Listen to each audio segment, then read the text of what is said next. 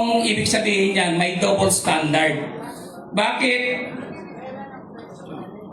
dininggin at nag-fishing expedition sila sa dalawang complaints laban kay VP Sara Duterte, pero dinismiss nila ang dalawang complaints against Marcos Jr. at hindi tinanggap yung third impeachment complaint?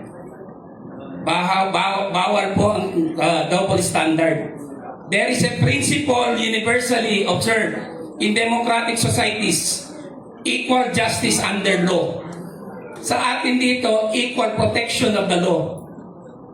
Kung isinasalang nila or nasa impeachment trial ngayon si VP Sara Duterte na pinakamatinong opisyal ng ating bansa na nag-enjoy ng pinakamataas na trust and satisfaction rating, bakit ang isinasangkot sa maleta delivery scheme na 805 billion pesos at pumirma sa 2023, 2024, and 2025 General Appropriations Act na si President Ferdinand R. Marcos Jr. hindi isinasalang sa impeachment trial?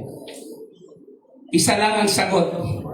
Itong mga madayang miyembro ng House of Representatives ay isinalba ang kanilang boss, ang kanilang leader, kahit na alam nila na totoo lahat ng impeachable offenses na aming inihayag sa buong bansa sa aming verified impeachment complaint. Alam po ni General Garcia yan kung gaano katagal namin trinabaho yung verified impeachment complaint. Pero takot sila sa katotohanan.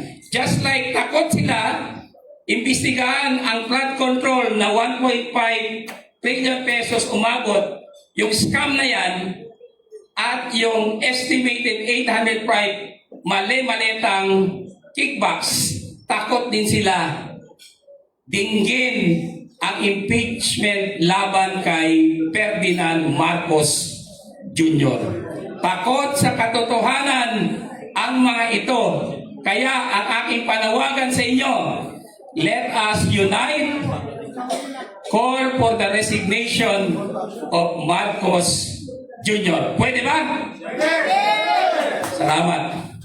We are facing stagflation.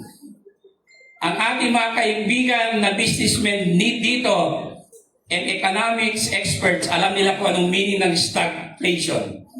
Ito yung sitwasyon wherein walang economic growth, there is persistent inflation or high inflation, and there is unemployment. Ito ang dinaranas plus additional burdens ang ating mga mamamayan.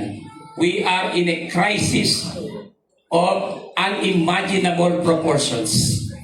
We are a failed state. Totoo yung sinabi ni dating Congressman and Secretary King Paras na pinag-usapan namin a few months ago that we are a failed state. Konting tulak na lang, baksak na tayo sa bangin. Walang ginawa itong presidente. Mataas ang gas, mataas ang kuryente, mataas ang isda, mataas ang gulay, mataas ang bigas. Lahat mataas, mababa lang ang income. Wala siyang nakamit in 5 years. Itong pitso na niya, hopefully, will be his last. At sana, kaya nasabi ni Secretary Jing Paras, i-announce na niya doon sa zona niya, Pipsona, that I am resigning as President of the Philippines. Yun! Maraming salamat mga kababayan. Ang ibig sabihin niyan, may double standard. Bakit dininggin at nag-fishing expedition sila sa dalawang complaints laban kay VP Sara Duterte, pero dinismiss nila ang dalawang complaints against Marcos Jr. at hindi tinanggap yung third impeachment complaint? Bawal po ang double standard. There is a principle universally observed in democratic societies, equal justice under law. Sa atin dito, equal protection of the law.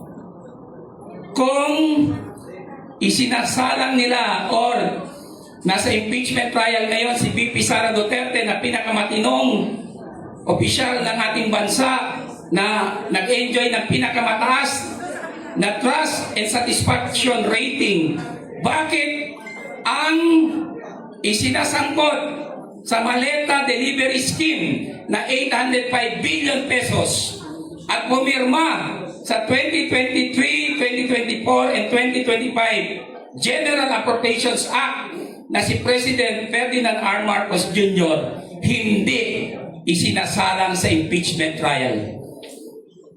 Isa lang ang sagot. Itong mga madayang miyembro ng House of Representatives ay isinalba ang kanilang boss, ang kanilang leader, kahit na alam nila na totoo lahat ng impeachable offenses na aming inihayag sa buong bansa sa aming verified impeachment complaint. Alam po ni General Garcia yan kung gaano katagal namin trinabaho yung verified impeachment complaint. Pero takot sila sa katotohanan. Just like takot sila, imbestigahan ang flood control na 1.5 trillion pesos umabot, yung scam na yan, at yung estimated 805 mali-maletang kickbacks, takot din sila dinggin ang impeachment laban kay Ferdinand Marcos Jr. Takot sa katotohanan ang mga ito.